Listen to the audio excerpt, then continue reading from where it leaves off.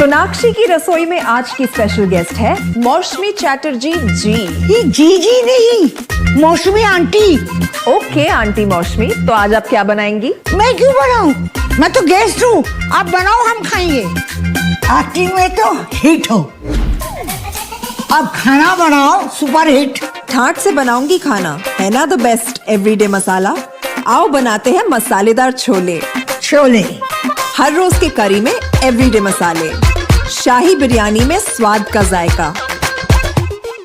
পটল পোস্ত আর সর্ষে ইলিশ ভাপা।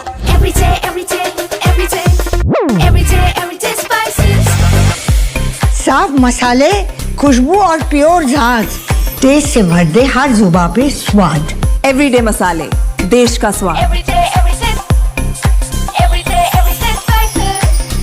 दोस्तों नमस्कार, colonel Ajay CEO Ajay astro money group first global astro finance digital channel से आपसे मुखातिब होता हूँ।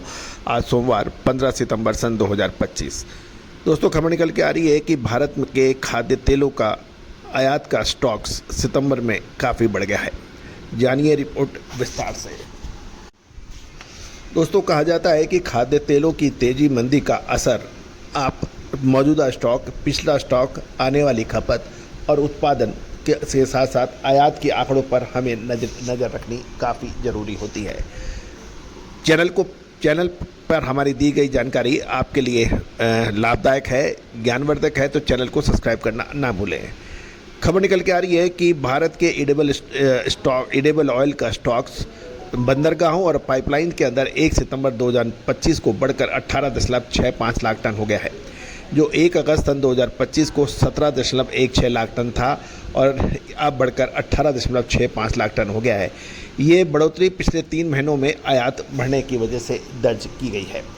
बंदरगाहों पर स्टॉक का अनुमान लगभग 9.66 लाख टन का है, जिसमें crude palm oil, palm kernel oil ये लगभग 5.05 लाख टन, आरबीडी पामोलिन लगभग 30,000 ton, degum soya oil 2.15 lakh ton और crude sunflower oil 2.10 lakh ton बताया जा रहा है। रैपसीड ऑयल लगभग 6,000 टन बताया जाता है। पाइपलाइन का स्टॉक लगभग 8.99 लाख टन है, जिससे कुल स्टॉक 18.65 लाख टन पर पहुंच गया है। जुलाई 2025 में कुल स्टॉक 15.68 लाख टन था। लगातार बढ़ते आयात ने हाल के महीनों में स्टॉक को बढ़ा दिया है। यानी ध्यान दीजिए, जुलाई में ये मात्र 15.68 था।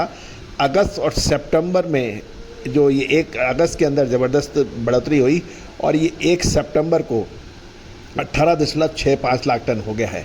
तो आप समझ सकते हैं कि खाद्य तेलों का इंपोर्ट कितनी तेज़ गति से हुआ है।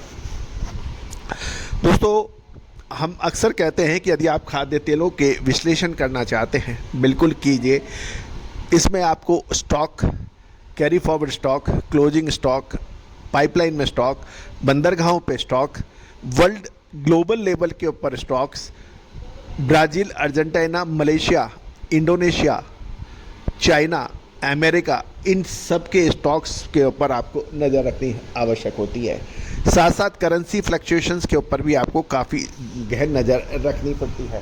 जियो पॉलिटिकल टेंशन, जियो इकोनॉमिकल टेंशन, साथ साथ बायोडीजल यानी बायोफ्यूल की पॉलिसीज़ पर भी काफ़ी असर खाद्य तेलों की तेज़ी मंदी का पड़ता है। दोस्तों इन सभी पर लगातार अपडेट, विश्लेषण आपको रखने आवश्यक होते हैं। लेकिन क्या आप चाहते हैं कि इन सब के विश्लेषण करने के बाद भी कोई नतीजा नहीं निकलता है? बड़े बड़े कमोडिटी फंड्स, इंटरनेशनल फंड्स आपको 40-40 पेज की रिपोर्ट्स भेज रहे हैं, लेकिन उस 40 पेज की